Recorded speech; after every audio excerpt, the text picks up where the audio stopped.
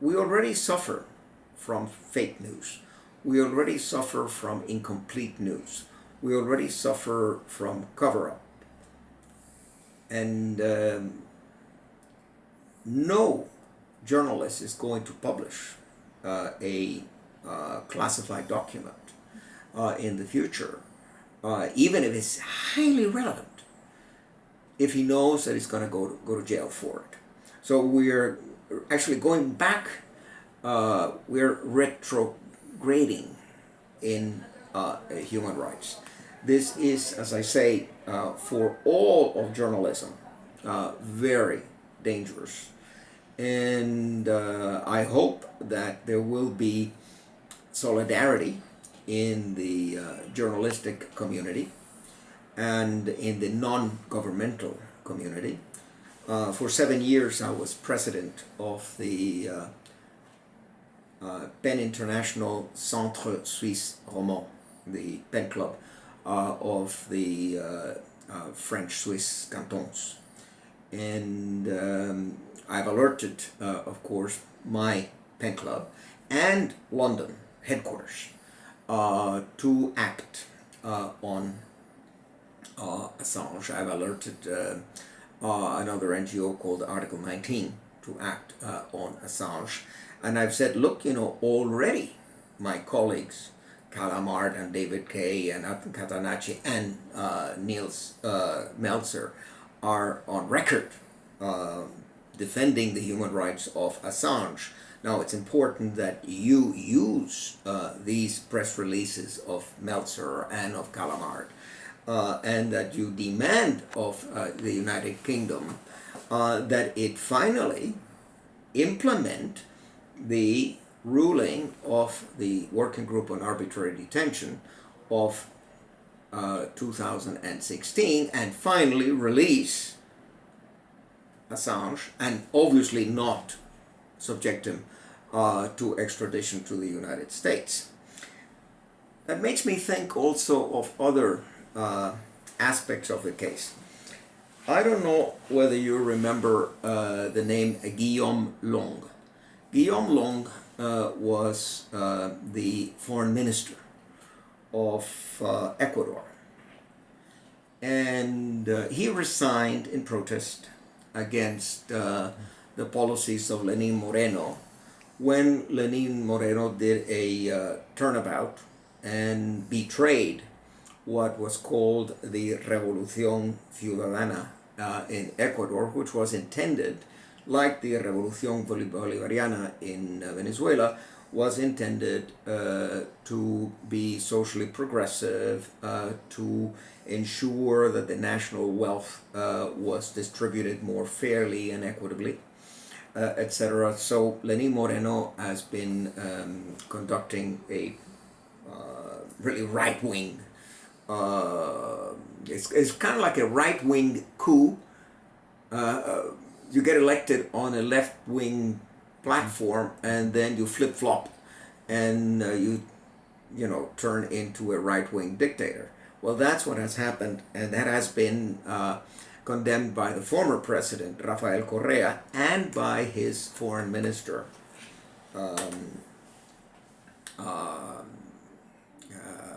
Guillaume Long. Now, the tendency to use law to oppress political opinion and to oppress dissent. We've seen it in many countries in Latin America recently. We've seen the trumped-up cases against Lula in Brazil. By the way, very interestingly enough,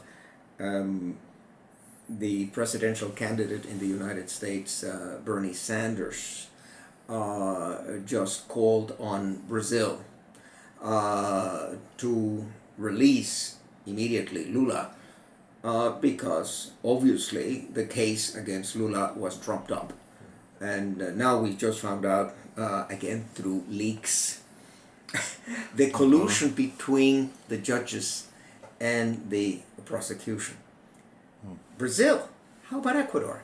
You realize that the president of the General Assembly, Maria Fernanda Espinosa, who used to be the Ecuadorian foreign minister, who used to be the Ecuadorian ambassador here in Geneva. I know her quite well.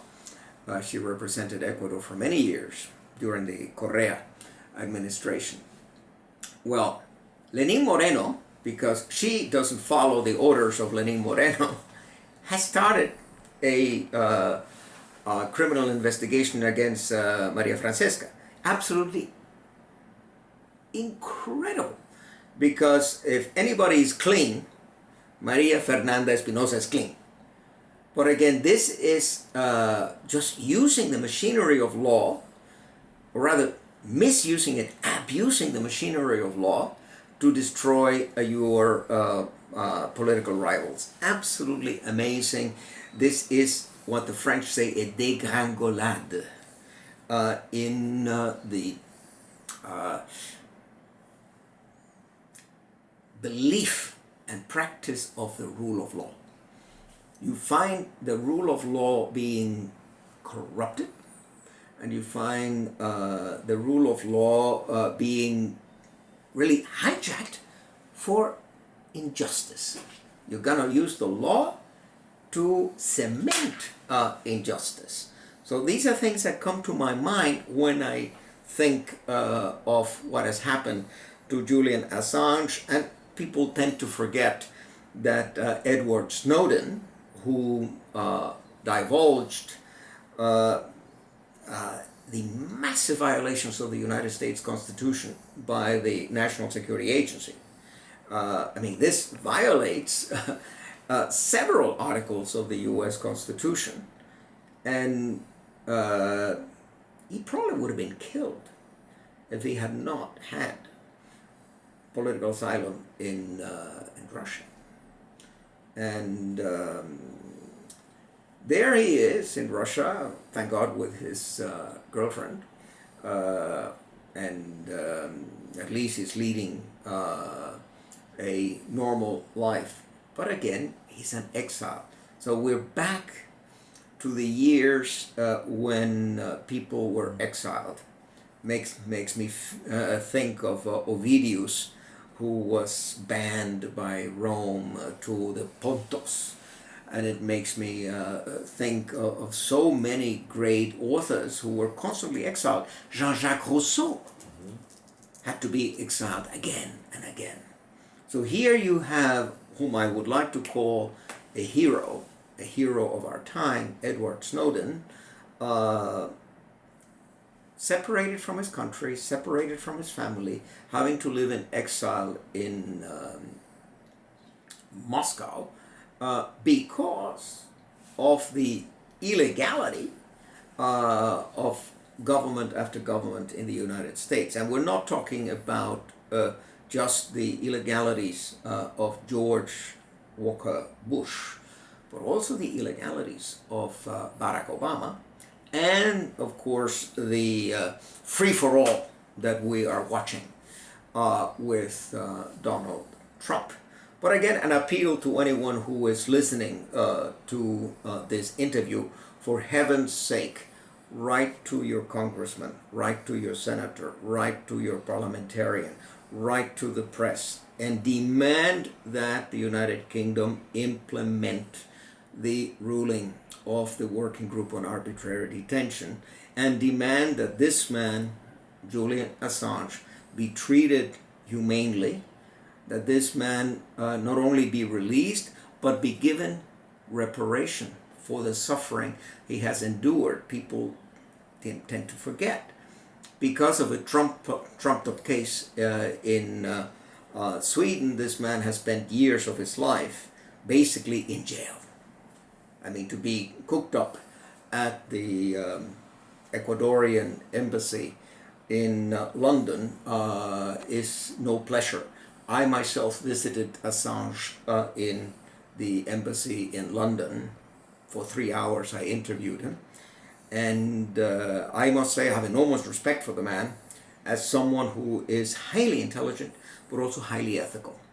And I think the caricature of Assange in the press is very unjust. He has been defamed. He has been wrongly depicted as a sex fiend and all sorts of ridiculous things.